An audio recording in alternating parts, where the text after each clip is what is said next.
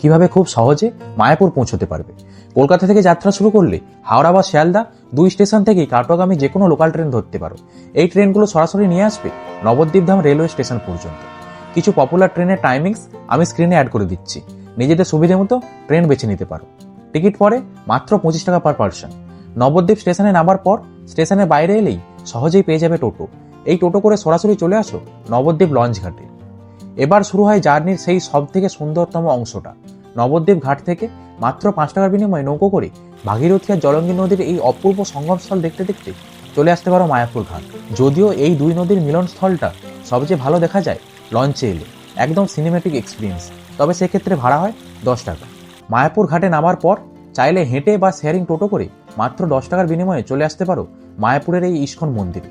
আর এই রাস্তার দুধারেই রয়েছে অনেক অনেক হোটেল, তাই আগে থেকে রুম বুক করে না এলেও এখানে এসে খুবই সহজে রুম পেয়ে যেতে পারো। তবে সিজন অনুযায়ী ভাড়া অনেকটাই আপ ডাউন করে। আমার নিজের এক্সপিরিয়েন্স থেকে বলছি, নর্মাল দিনে যে হোটেলগুলো 4 থেকে 500 টাকা বা 600 টাকায় পাওয়া যায়, সেগুলোই সিজনে 2,500 থেকে 3,000 টাকা পর্যন্তও হয়ে যায়। আর এই রিয়েলিটিগুলো কোনো ব্লগারই তুলে ধরে না।